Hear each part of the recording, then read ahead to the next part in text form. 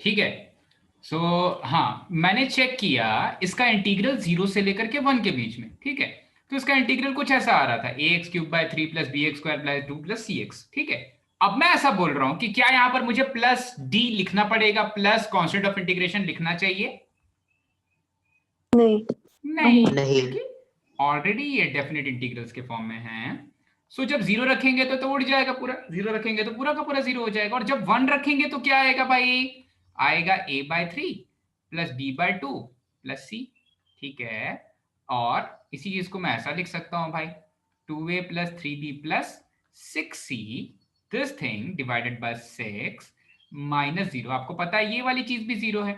इसका मतलब जो मेरा ये वाला फंक्शन है, ये वाला फंक्शन है, इसका इंटीग्रल, पहली चीज तो क्या ये दुनिया का हर एक क्वाड्रेटिक फंक्शन कंटिन्यूअस होता है, तो पता है ना।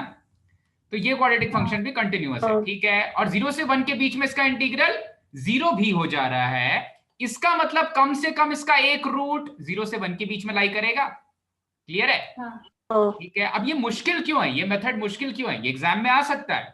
टफ पार्ट इसमें क्या है कि आप कौन सा इंटरवल चूज कर रहे हो, ये वाली चीज में थोड़ा सा कंफ्यूजन आ जाएगा। कौन सा इंटरवल चूज करें भाई कि उसका इंटीग्रल 0 आ जाए, तब हम बोल सके कि भाई इसका रूट कहीं ना कहीं लाई कर रहा है सो एंड सो के बीच में। चमका भाई? समझ में आया? हाँ। तो अगर 0 से 1 के हाँ। बीच में है तो 0 से 1 तो इसी का सबसेट है। जो 0 से 1 के बीच में, वो -1 से 1 के बीच में भी है, वो -3 से 2 के बीच में भी है। तो सारे के सारे केसेस करेक्ट हो जाएंगे भाई। ठीक है, बढ़े आगे। समझ में आया? हाँ। ओके।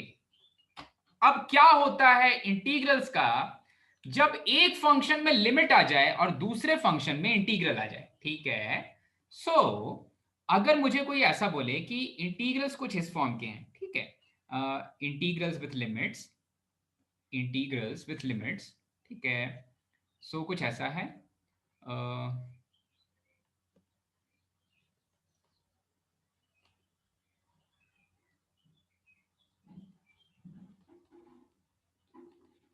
अब देखो चक्कर क्या है, हमने तो अभी तक ये सीखा कि जो इंटीग्रल्स है वो कहीं ना कहीं लिमिट से ही ओरिजिनेट हुए हैं, ठीक है, उनका ओरिजिन लिमिट से ही हुआ है भाई। डेफिनेट इंटीग्रल्स पर्टिकुलरली लिमिट से ही आते हैं, इनफैक्ट इंडेफिनिट भी आते हैं लिमिट से ही, क्योंकि इंडेफिनिट डेफिनेट का एक पार्ट है। ओके। सो जब तो दोनों चीज एक साथ आ जाए, जब इंटीग्रल्स भी हो उसमें और लिमिट्स भी हो उस चीज में, ठीक है, तो उस तरह के क्वेश्चंस को कैसे करते हैं, पहले हम इंटीग्रेट करते हैं या पहले लिमिट्स अप्लाई कर देते हैं, ये वाली चीज सीखेंगे, ठीक है। ओके। सो अगर ऐसा कुछ है, limit limit n tends to infinity, या n टेंड्स टू कोई भी एक वैल्यू, कोई भी एक given value n tends to some constant a, और आपको इंटीग्रेट करना है फ्रॉम इंटीग्रल्स अल्फा से बीटा f ऑफ, अब जो मेरा फंक्शन है वो दोनों का वो दोनों चीजों का फंक्शन है, वो x का भी फंक्शन है और वो n का भी फंक्शन है, ठीक है। लेकिन जो इंटीग्रल निकाल रहा हूं मैं, वो मैं dx के रिस्पेक्ट में निकाल रहा हूं, वो मैं x के रिस्पेक्ट में निकाल रहा हूं। तो जब कुछ ऐसा फॉर्म दिया हो, तब इस तरह के फॉर्म्स को कैसे सॉल्व करें, फंक्शन में n और x दोनों आ जा रहा है, और इंटीग्रेट कर रहे हैं x के रिस्पेक्ट में, और लिमिट है n के टर्म्स में, ठीक है। तो आपको सिंपल सी बात पता है भाई, लिमिट क्या करता है, फंक्शन के अंदर चला जाता है, ठीक है। लिमिट्स को कोई हाँ। परवाह नहीं इंटीग्रल्स वगैरह की। एक्चुअली दोनों दोनों केसेस कर सकते हो आप, पहले इंटीग्रेट करके लिमिट्स लगा सकते हो, या पहले लिमिट्स लगा करके इंटीग्रेट कर सकते हो, जो वाला केस इजी लगे वो वाला केस कर सकते हो आप, जैसा इजी लगे वैसा कर सकते हो। कुछ क्वेश्चंस ऐसे आते हैं जिसमें बेटर होता है कि हम पहले लिमिट्स अप्लाई कर दें। क्या चीज बेटर हो जाती है, पहले लिमिट्स अप्लाई करना, ठीक है। तो पहली चीज तो ये क्लियर है, you can apply either of the cases, पहले लिमिट अप्लाई करोगे फिर इंटीग्रेट करो, या पहले इंटीग्रेट करो लिमिट अप्लाई करो, बिल्कुल सेम है। समझ में आया? हाँ। ठीक है। हाँ। सो अब इस पे बेस पहले क्वेश्चंस देखते हैं, ठीक है। तो दोनों ही चीजें करेक्ट है, तो अगर ऐसा ही लिखा हुआ है तो पहले इंटीग्रेट कर लो फिर लिमिट्स अप्लाई करो। तो जब इंटीग्रेट करोगे तो n को एज अ कांस्टेंट लेके इंटीग्रेट करेंगे, क्योंकि इंटीग्रेट किस चीज के रिस्पेक्ट में कर रहे हैं, x के रिस्पेक्ट में कर रहे हैं, और फिर लिमिट्स n के रिस्पेक्ट में अप्लाई कर देंगे, ठीक है। ओके। हाँ। तो एक क्वेश्चन मैं दे रहा हूं आपको, एक क्वेश्चन मैं दे रहा हूं, क्वेश्चन कुछ ऐसा है, कुछ क्वेश्चन कुछ ऐसा है, आपको इंटीग्रेट करना है, यहां पर है लिमिट्स, ये क्वेश्चंस प्रीवियस ईयर में आए हुए हैं, ठीक है। तो ध्यान से देखना, जेईई मेंस में पूछा जा सकता है, ठीक है। Limit n tends to infinity integral 0 to 1 of 1 minus t upon n raised to the power n dt. Okay, so इसको किस तरह से इंटीग्रेट किया जाए भाई?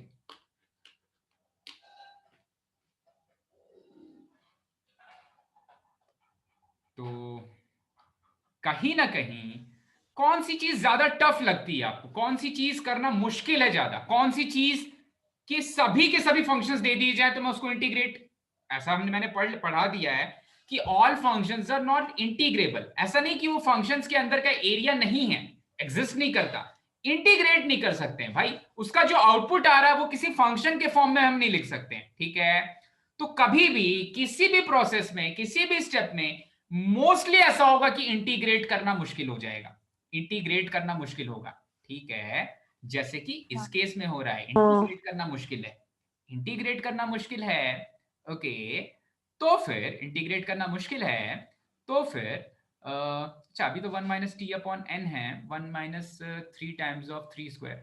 हाँ, इस केस में तो इंटीग्रेट करना भी आसान है। मैंने दूसरे जो क्वेश्चन लिए उसमें tan इनवर्स x है। Okay, still let us see if we apply limits, क्योंकि इसमें लिमिट्स का वो fx raise to the power gx वाला फॉर्म यूज हो रहा है, तो कैसे आएगा इसका आंसर?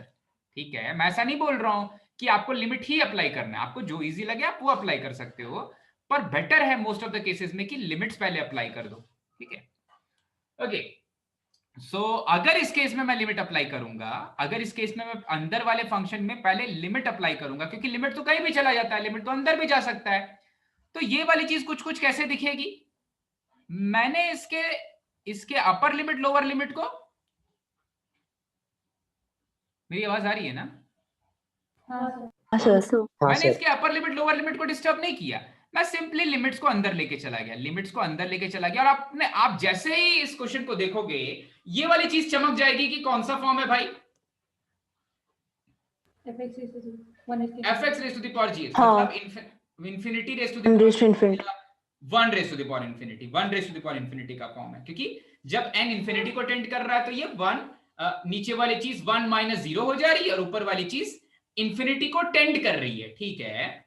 अच्छा, तो 1 raise to the power infinity का जो सॉल्यूशन होता है वो क्या होता है? e raised to fx minus 1 into g, e raise to the power, बिल्कुल सही। सो अभी ये है, नीचे वाली चीज है fx, नीचे वाली चीज है fx, ऊपर वाली चीज है gx, ये वाली चीज को हम बोलते हैं fx, ये वाली चीज को बोलते हैं fx, यहां पर जो आता है वो gx है। अभी के लिए जब लिमिट्स ले रहे हैं तो मेरा वेरिएबल क्या है? लिमिट्स के लिए मेरा वेरिएबल कौन सी चीज, वेरिएबल जैसा कौन बिहेव कर रहा है भाई? n बिहेव कर रहा है, ठीक है? तो ये वेरिएबल जैसा बिहेव कर रहा है, ठीक है? ओके, अब देखो ये वाला फॉर्म कौन सा है? 1 इंफिनिटी का फॉर्म, ठीक है? तो इसका लिमिट हो जाएगा, इसको लिखेंगे limit n tends to infinity e raise to the power fx minus 1 minus t upon n minus 1 multiplied by gx, ठीक है? ऐसा कुछ दिखेगा, n से n भी कैंसिल हो जाएगा, ठीक है?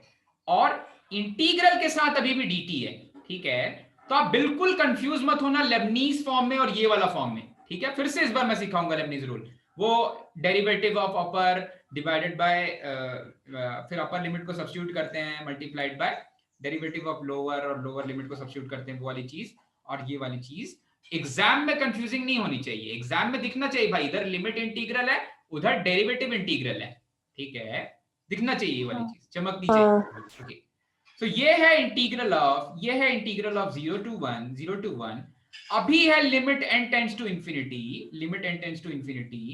अच्छा भाई ये वाली चीज बन जा रही है e raise to the power minus of t, तो अब n टेंड्स टू इंफिनिटी इसका कुछ बिगाड़ सकता है क्या?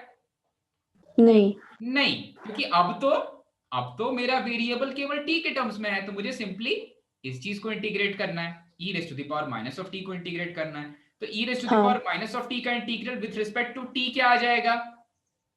Minus e raised to power minus t। 0 to 1 values रख देंगे, तो जब 1 रखेंगे तो आ जाएगा माइनस ऑफ e, जब 0 रखेंगे तो आ जाएगा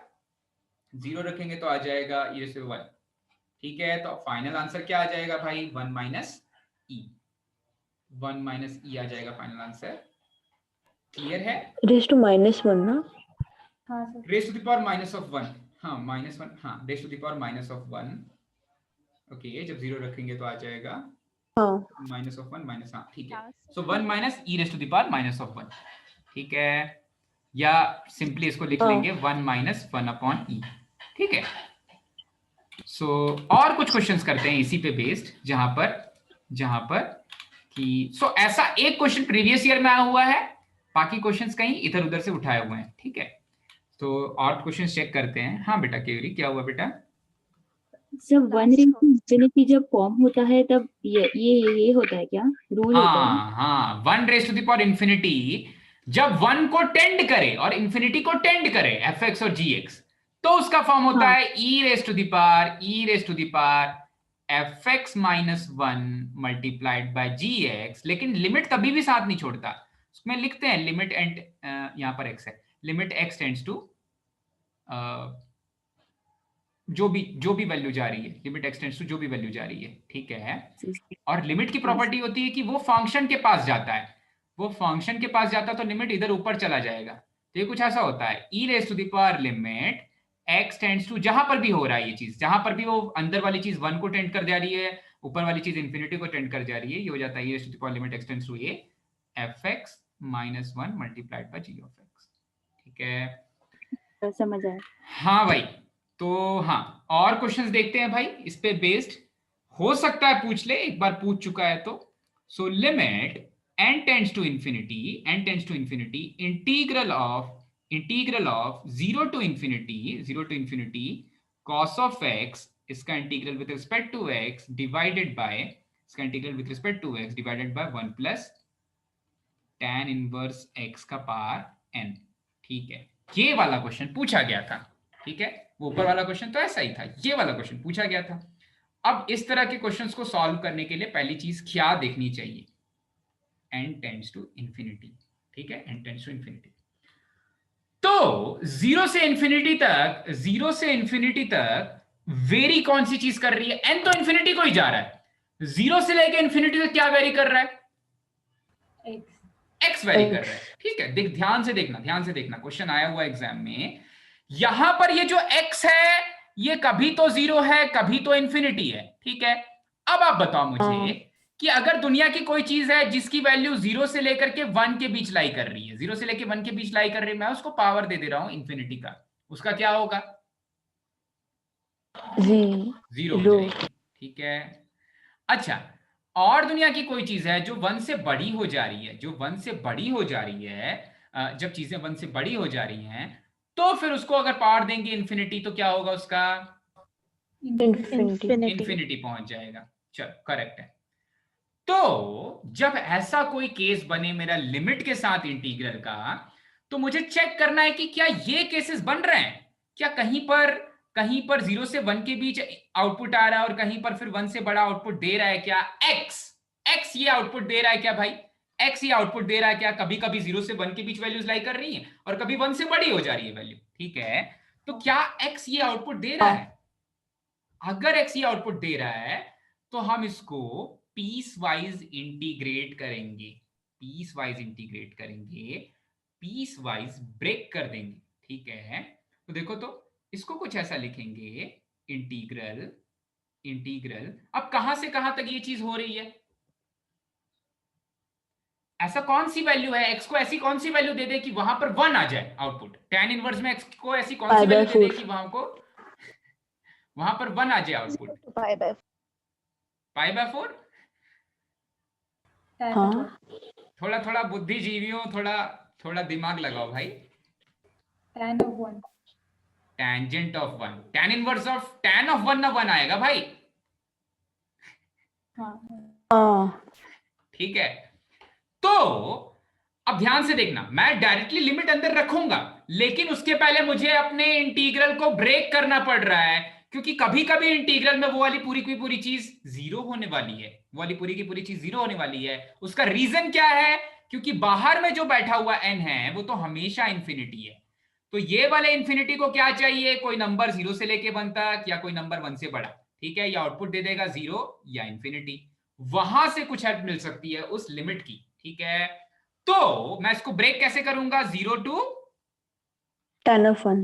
tan of 1, ठीक है, 0 to tan of 1 cos of x divided by 1 plus tan inverse of x। अभी भी tan इनवर्स ऑफ x ही लिखेंगे, केवल ब्रेक किया, x की वैल्यूज चेंज कर रहे हैं, ठीक है, power n dx plus integral, बाकी पूरी चीजें तो सही है भाई, tan ऑफ 1 से लेकर के संसार कहां तक जा रहा है, इंफिनिटी तक जा रहा है, ठीक है, cos of x dx divided by 1 plus tan inverse of x का पावर n, ठीक है।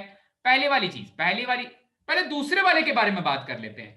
अब बाहर में इनके कौन बैठा हुआ है, लिमिट, लिमिट बैठा हुआ है, limit n tends to infinity, तो जब मैं इस लिमिट को अंदर लेके आ जाता हूं, इसके अंदर लेके आ जाता हूं, तो फिर डिनोमिनेटर में एक नंबर जो 1 से बड़ा है उसका पावर इंफिनिटी दे रहे हैं, तो डिनोमिनेटर तो बहुत बड़ा हो जा रहा है भाई।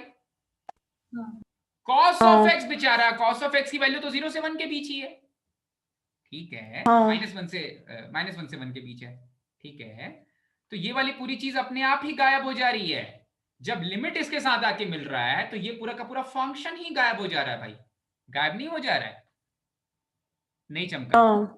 Something divided by infinity is 0, something divided by infinity is 0, ठीक है। तो हो गया भाई, दूसरे वाले का काम तमाम हो गया।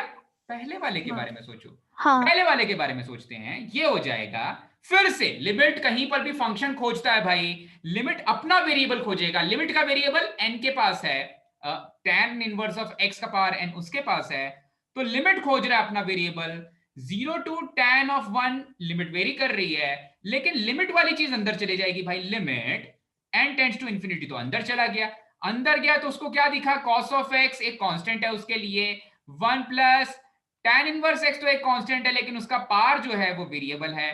अब लेकिन x की वैल्यू कहां से कहां तक वेरी कर रही है, ये वाली चीज इंपॉर्टेंट है भाई, 0 से tan ऑफ 1, ठीक है।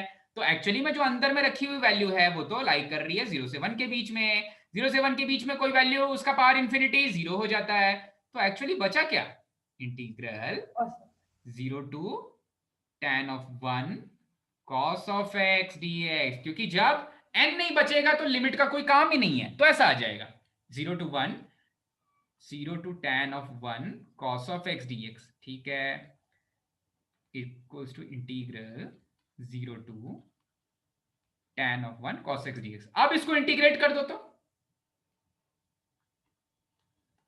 cos ऑफ x का इंटीग्रल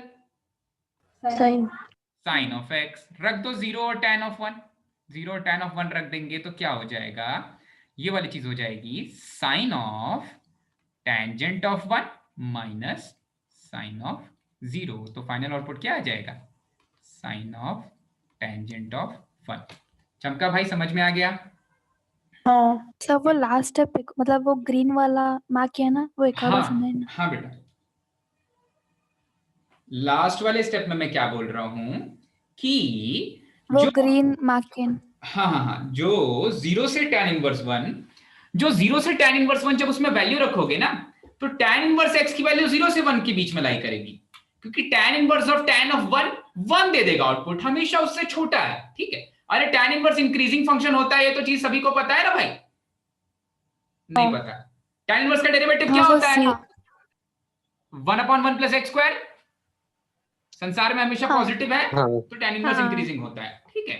तो इंक्रीजिंग फंक्शन है, तो 0 से 1 के बीच उसकी वैल्यू लाई कर रही है, अच्छा 0 से 1 के बीच उसकी वैल्यू लाई कर रही है, और जब कोई वैल्यू 0 से 1 के बीच लाई करती है तो उसका पावर इंफिनिटी होता है 0।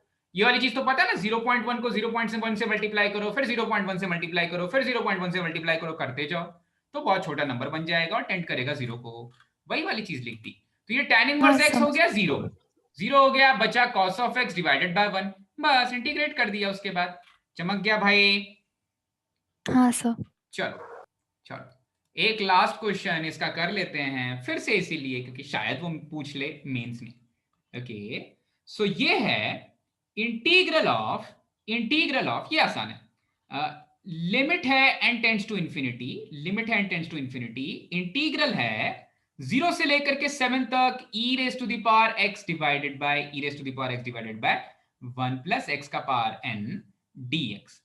ठीक है, फिर से आपको मदद चाहिए होगी, आपको मदद चाहिए होगी कहीं ना कहीं लिमिट्स की इस क्वेश्चन को सॉल्व करनी। ये 7 है, माइनस ऑफ 1 नहीं, ये 7 है, माइनस ऑफ 1 नहीं है, इसमें टाइमर है होगा ना मेरे में तो। ठीक है, देखते हैं। ओके, सो 40 मिनट्स बाद बंद होगा, फिर से रिज्वाइन कर लेना इसी को। हाँ। चलो, तो लगाओ तो भाई दिमाग, इसमें तो दिमाग ही नहीं लगाना है, तो निकल चुका है आंसर, दिख रहा है बस सामने। कहां ब्रेक करेंगे? 1। 1 पे ब्रेक करेंगे, बिल्कुल सही। ब्रेक करेंगे, लिमिट को थोड़ी देर के लिए बाहर रखते हैं भाई, limit n tends to infinity थोड़ी देर के लिए बाहर रखते हैं, अंदर ब्रेक करेंगे 0 से लेकर के 1 e raise to the power x divided by 1 plus x का पावर n dx। और 0 से 1 क्यों कर रहे हैं भाई? x की वैल्यू 0 से 1 लाई कर रही है, आसान सी चीज लिखी हुई है, tan इनवर्स में तो गए ही नहीं। सिंपली 0 से 1 का पावर इंफिनिटी 0 हो जाएगा, 1 से बड़ा कोई नंबर उसका पावर इंफिनिटी हो जाएगा, ब्रेक कर दिया। इंटीग्रल 0 सॉरी नॉट 0, इंटीग्रल 1 से लेकर के, फिर से मैं कल सिखाऊंगा कि ये ब्रेक कैसे करते हैं, ये एक्सेट्रा एक्सेट्रा 0 से लेकर सॉरी 1 से लेकर के 7 e raise to the power x divided by 1 plus same x का पावर n, इसका integral with respect to x। अब जब सेकंड वाले टर्म के साथ लिमिट आके मिलेगा, सेकंड वाले टर्म के साथ लिमिट आके मिलेगा, तो सेकंड वाला टर्म क्या हो जाएगा? 0। 0 हो जाएगा। ऊपर वाली चीज तो एक फाइनाइट वैल्यू है, e raise to the power x अगर 1 से 7 के बीच लाई कर रहा है तो कोई इंफिनिटी तो जा नहीं रहा, लेकिन नीचे वाली चीज इंफिनिटी पहुंच गई। तो बचा क्या भाई? सिंपली बचा, जब पहले वाले को भी लिमिट दे दोगे तो पहला वाला क्या बन जाएगा? x का पावर n तो 0 हो गया, ये हो जाएगा integral 0 to 1 e raise to the power x dx। आज ही तो निकाला, इसका इंटीग्रल क्या हो जाएगा? e minus e 1। -1। ठीक है, तो ये हो जाएगा आंसर। ठीक है, बढ़े आगे भाई। हाँ सर। हाँ, हाँ सर। हाँ।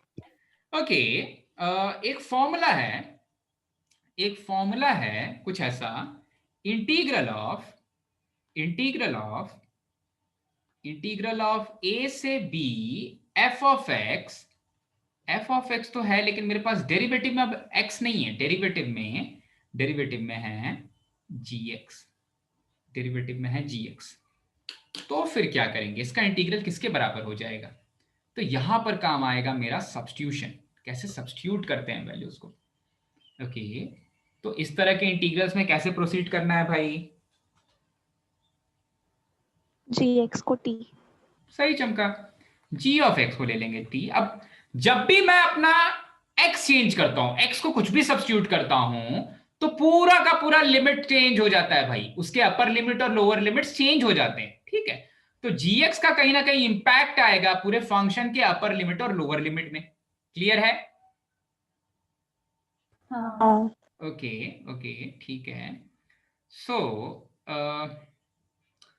g ऑफ x को t तो नहीं लेंगे, simply d of g of x क्या हो जाएगा? d of g of x क्या हो जाएगा? Derivative of g of x है d of g of x, और कुछ नहीं है। g dash. क्योंकि जब मैं gx को t लूंगा ना, तो मेरे फंक्शन में और कहीं दिख ही नहीं रहा है g ऑफ x, तो क्या सब्स्टिट्यूशन कर रहा हूं मैं? ठीक है, तो इसको कुछ ऐसा लिखेंगे, integral something to something f of x multiplied by derivative of g of x. So derivative of g of x is g dash x, and then derivative of x is dx। ठीक है, derivative of x is gx sorry dx। अच्छा तो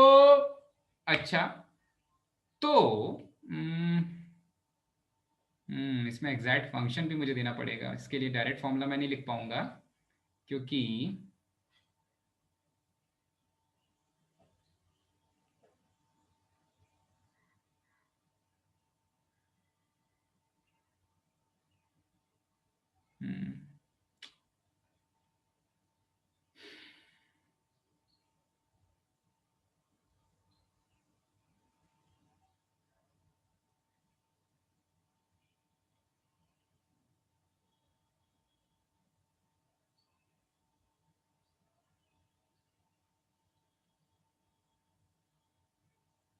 Okay, let us try this in this way because I do not want to use substitution. Substitution we only do when the function is 1 1 and on 2. So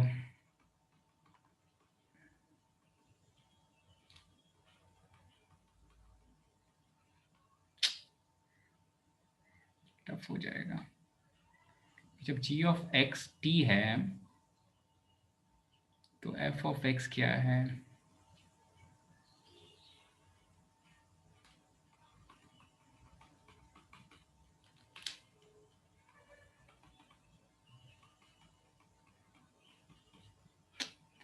काफी मुश्किल हो जा रहा है। Okay, so by either of the ways गड़बड़ क्या हो रही है कि जब मैं अपने dx को चेंज कर रहा हूं, सो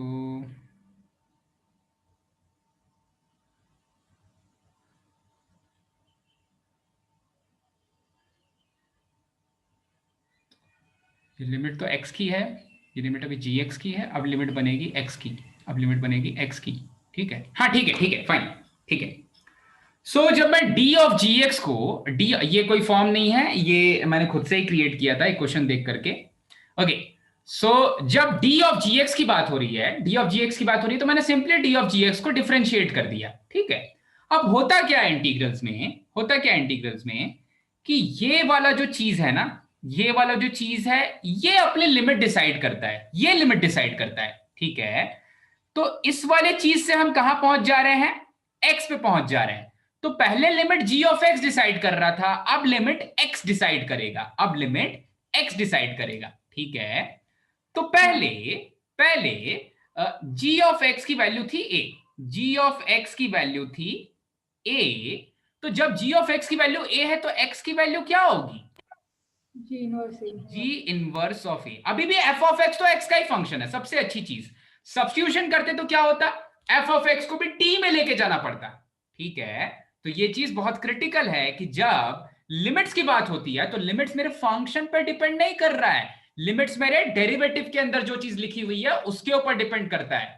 ठीक है, मोस्टली क्या होता है कि डेरिवेटिव के अंदर t लिखा हुआ रहता है या डेरिवेटिव के अंदर x लिखा हुआ रहता है, तो उसी x का लिमिट रिफ्लेक्ट हो जाता है, उसी x का लिमिट रिफ्लेक्ट हो जाता है। ठीक है, तो जब g ऑफ x की वैल्यू a है तो x की वैल्यू g इनवर्स a है, जब g ऑफ x की वैल्यू b है तो x की value g inverse of b है। चलो ये चीज तो क्लियर है। अब d ऑफ x के साथ लिमिट क्या देंगे भाई, x की लिमिट देंगे। पहले gx की लिमिट्स थी, अब x की लिमिट्स बन जाएंगी, तो x की लिमिट्स हो जाएगी, हाँ अगर ये बंद होती है क्लास तो आप रीज्वाइन कर लेना।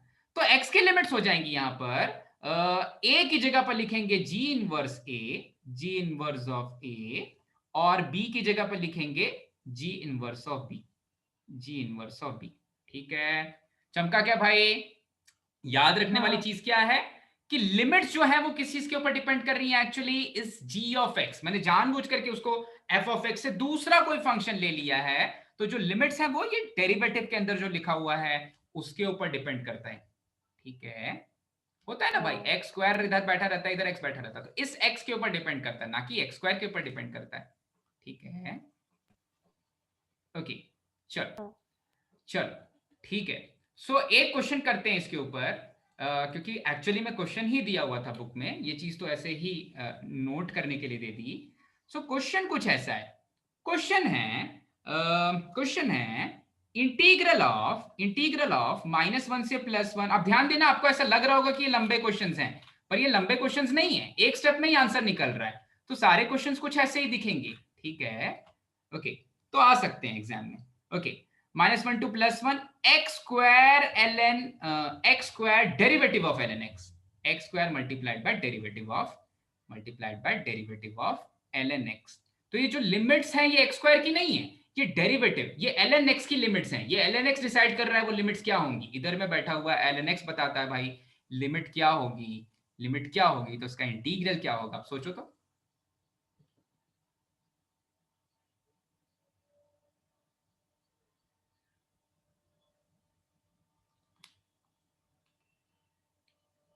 तो वही करना है।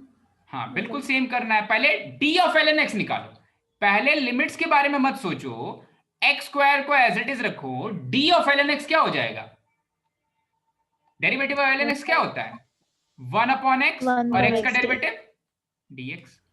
ठीक है, अब सोचो कि ln x डिसाइड कर रहा था कि वो लिमिट्स क्या होंगी, ln x डिसाइड कर रहा था कि वो लिमिट्स क्या होंगी। ठीक है, तो जब ln x डिसाइड कर रहा था कि वो लिमिट्स क्या होंगी, तो और ये वाली चीज केवल आप इसी क्वेश्चन में देखोगे। अब इसके बाद ऐसा कोई भी क्वेश्चन हम नहीं सॉल्व करने वाले हैं जहां पर वो dx डिसाइड कर रहा हो, क्योंकि हर जगह उसके अलावा x ही आ जाता है। तो x जैसा चेंज होता है वैसा ही x स्क्वायर में रिफ्लेक्ट हो जाता है।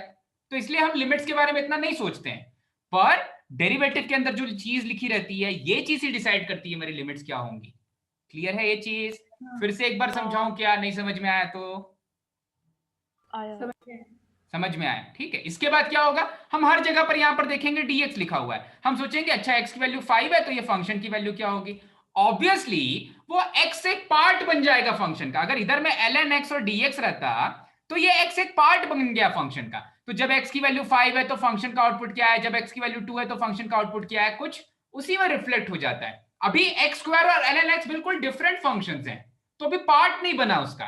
तो यहां पर ये चीज समझना आसान है कि वो जो लिमिट है वो डिसाइड कौन करता है, वो लिमिट है वो डिसाइड ln x करता है। ठीक है, अच्छा भाई, तो ln x की वैल्यू -1, तो x की वैल्यू क्या? 1/e।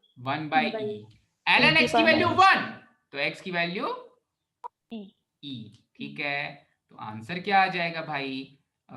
x²/2 e square minus 1/e² divided by 2।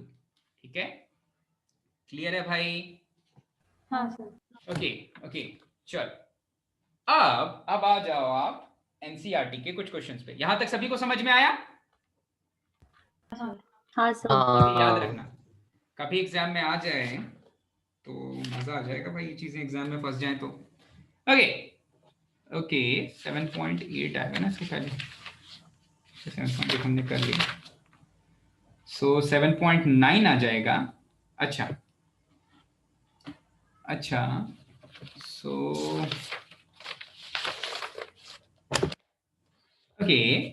एक क्वेश्चन करते हैं, क्वेश्चन नंबर 5 करते हैं, क्वेश्चन नंबर 5 और ऑफ एक्सरसाइज 7.9। ठीक है, क्वेश्चन नंबर 5 है एनसीईआरटी।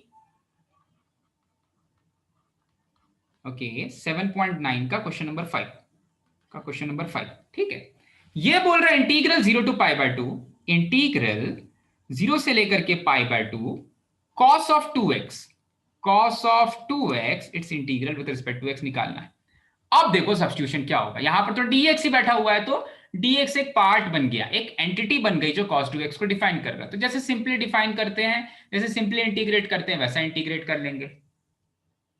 तो कैसे करेंगे इंटीग्रेट भाई?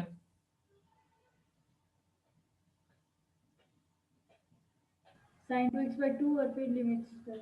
अच्छा करते हैं ट्राई। cos 2x को लिखेंगे, cos 2x का इंटीग्रल हो जाएगा sin of 2x divided by 2, और वैल्यूज रखेंगे 0 से लेकर के π/2, प्लस सी नहीं आएगा, ठीक है। तो जब मैं 1/2 को बाहर ले लेता हूं, और यहां पर ये बन जाता है शायद 0 से π/4 करना पड़ेगा पहले, फिर π/4 से π/2। अच्छा ऐसा क्यों? क्योंकि जितना एरिया ऊपर आ रहा है उतना नीचे भी आ रहा है, तो कैंसिल हो जाएगा, तो 0 आ जाएगा। हाँ। तो क्या फर्क पड़ रहा है, 0 नहीं आना चाहिए क्या? जो ऊपर है और जो नीचे है उसे ऐड करना होता है ना। नहीं, अभी तो मैंने आपको ये चीज सिखाया ना, डेफिनेट इंटीग्रल का मतलब है अलजेब्रिक सम ऑफ एरियाज। ये अभी तो अच्छे से सिखाया बेटा, कहां सिखाया था? Effective area, algebraic sum of areas under the curve. तो 0 भी आ सकता है उसका डेफिनेट इंटीग्रल, तो यहां पर भी 0 आ सकता है। ओके। उसने बोला है इवैल्यूएट डेफिनेट इंटीग्रल, हाँ 7.9 नहीं है ना, हाँ इवैल्यूएट डेफिनेट इंटीग्रल। तो यहां पर आ जाएगा साइन ऑफ पाई, अच्छा भाई, और जब x की वैल्यू 0 रख देंगे तो यहां पर आ जाएगा minus sine of 0 minus sine of 0। अच्छा, तो इससे आउटपुट क्या आ जा रहा है? इससे आउटपुट आ जा रहा है 1/2 मल्टीप्लाइड बाय साइन पाई की वैल्यू, तो 0 आ जा रहा है। ठीक है, करेक्ट है? हाँ। कोई ऐसा तो नहीं सोच रहा है कि यहाँ पर π/4 से करना पड़ेगा, π/4 तक इंटीग्रेट करेंगे फिर π/4 से π/2 करेंगे? नहीं। ओके, अगर मान लो मैं 0 to π/4 और π/4 से π/2 करता तो क्या होता? तब क्या होता इसका आउटपुट? 0 ही होता।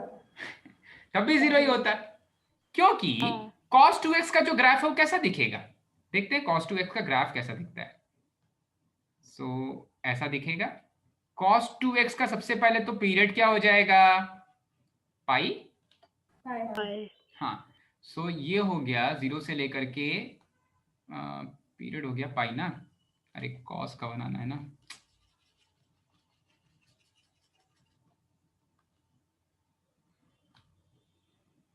ओके